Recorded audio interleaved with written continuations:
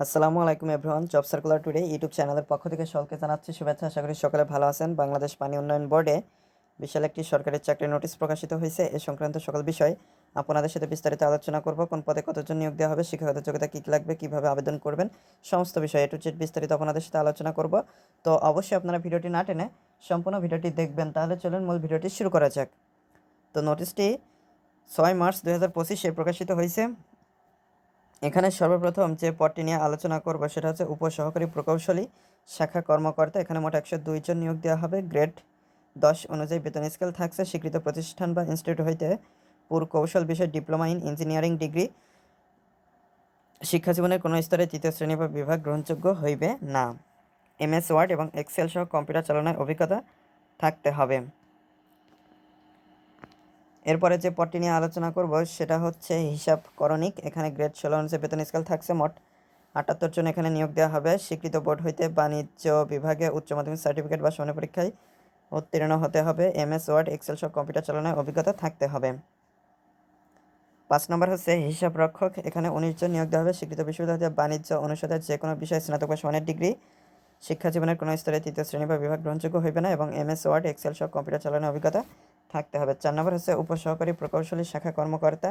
এখানে 22 জন নিয়োগ দেওয়া হবে। স্বীকৃত প্রতিষ্ঠান বা ইনস্টিটিউট হইতে যন্ত্র কৌশল, তড়িৎ কৌশল বা শক্তি কৌশল বিষয়ে ডিপ্লোমা ইন ইঞ্জিনিয়ারিং ডিগ্রি।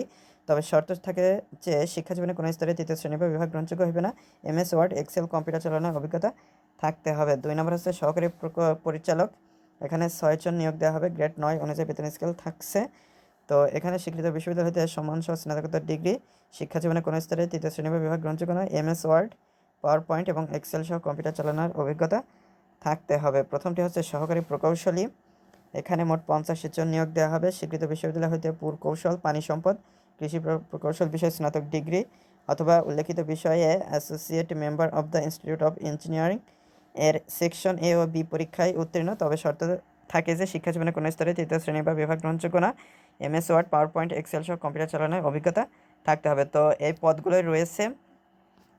তো এখানে আপনাদের আবেদন করার ক্ষেত্রে অবশ্যই অনলাইনের মাধ্যমে আবেদন করতে হবে।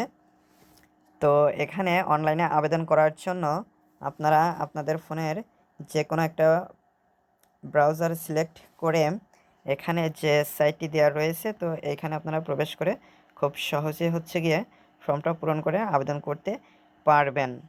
তো আমি এখানে আপনাদেরকে উল্লেখ করে দিচ্ছি যে এখানে আবেদন করার ক্ষেত্রে আপনাদেরকে যে তারিখটা দেওয়া হয়েছে এই তারিখের ভিতরে আবেদন করবেন।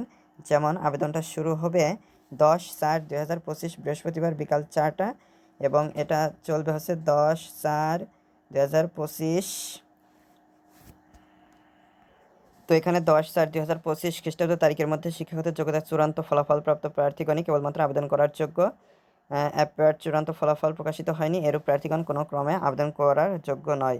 তো আপনারা আবেদন করার জন্য এখানে যে অনলাইন রিক্রুটমেন্ট পোর্টাল jobs.bwdb.gov.bd এখানে লগ ইন করে রেজিস্ট্রেশন করতে পারবেন। আবেদন দাখিল করতে হবে এবং পেমেন্ট সম্পন্ন করতে হবে।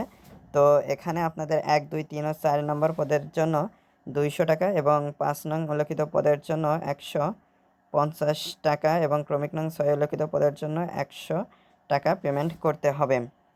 তো এখানে আবেদন দাখিলের শেষ তারিখ হচ্ছে 10/4/2025 বৃহস্পতিবার বিকাল 4টা।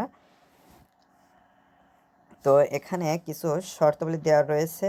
তো এই শর্তাবলীগুলো আপনারা একটু বিস্তারিত পড়ে নেবেন। তো আপনাদের এখানে বয়সসীমা হচ্ছে গিয়ে 1/3/2025 এই তারিখ অনুযায়ী 32 বছরের ভিতরে যাদের বয়স আছে তারা আবেদন করতে পারবেন। বয়স প্রমাণের ক্ষেত্রে কোনো প্রকার এফিডেভিট গ্রহণযোগ্য হবে না।